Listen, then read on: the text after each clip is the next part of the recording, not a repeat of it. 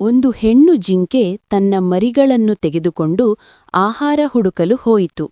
ಆದರೆ ಮರಿಗಳನ್ನು ಮರದಲ್ಲಿ ಬಿಟ್ಟುಬಿಟ್ಟಿತು. ಅಂದುಕೊಂಡಿದ್ದಕ್ಕಿಂತ ಒಂದು ಬೇಟೆಗಾರ ಆ ಜಿಂಕೆಯನ್ನು ನೋಡಿ ಬಲಿ ಹಾಕಿದ. ಜಿಂಕೆ ಬೇಟೆಗಾರನಿಗೆ ಸಿಕ್ಕಿಬಿಟ್ಟಿತು. ಬೇಟೆಗಾರ ಖುಷಿಯಾಗಿ ಜಿಂಕೆಯನ್ನು ಹಿಡಿದುಕೊಂಡನು. ಜಿಂಕೆ ಕೇಳಿತು, ಅಯ್ಯ, ನನ್ನನ್ನು ಬಿಡು, ನನಗೆ ಚಿಕ್ಕ ಮರಿಗಳಿವೆ, ನಾನು ಅವರಿಗೆ ಹಾಲು ಕೊಡಬೇಕು. ಬೇಟೆಗಾರ, ನಾನು ನಿನ್ನನ್ನು ಕೊಂದು ತಿನ್ನುತ್ತೇನೆ, ಬಿಡುವುದಿಲ್ಲ. ಅಲ್ಲಿಗೆ ಶಿವನು ಮನುಷ್ಯ ರೂಪದಲ್ಲಿ ಬಂದು ಬೇಟೆಗಾರನಿಗೆ ಹೇಳುತ್ತಾನೆ, ಬಿಡು, ಮರಿಗಳಿಗೆ ಹಾಲು ಕೊಡಲು ಹೋಗುತ್ತಿದೆ. ಬೇಟೆಗಾರ ಒಂದು ಷರತ್ತಿನ ಮೇಲೆ ಜಿಂಕೆಯನ್ನು ಬಿಡುತ್ತಾನೆ. ಜಿಂಕೆ ಓಡಿ ಬಂದು ಮರಿಗಳಿಗೆ ಹಾಲು ಕೊಡುತ್ತಾಳೆ. ಮರಿಗಳಲ್ಲಿ ಒಂದು ಮರಿ ತಾಯಿಗೆ ಕೇಳಿತು, ತಾಯಿ, ಈ ಹಾಲು ಏಕಿಷ್ಟು ಸಿಹಿಯಾಗಿದೆ?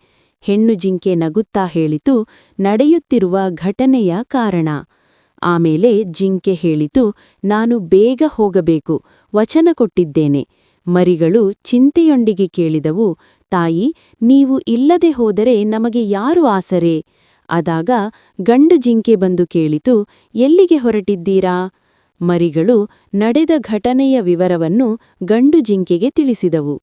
ಗಂಡು ಜಿಂಕೆ ತನ್ನ ಪ್ರಾಣವನ್ನೇ ಕೊಟ್ಟು ಮರಿಗಳನ್ನು ರಕ್ಷಿಸಲು ತೀರ್ಮಾನಿಸಿದ.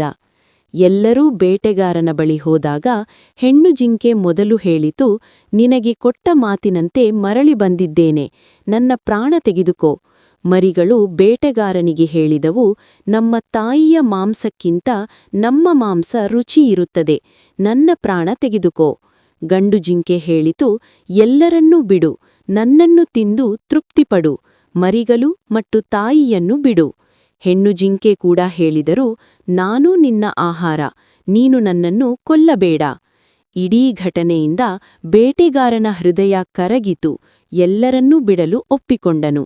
ಇಂತೆ ಎಲ್ಲರೂ, ಜಿಂಕೆಗಳು, ಮರಿಗಳು, ಬೇಟೆಗಾರ ಮತ್ತು ಶಿವ ಶಾಂತಿಯಾಗಿ ಒಂದಾಗಿ ಹೋದರು.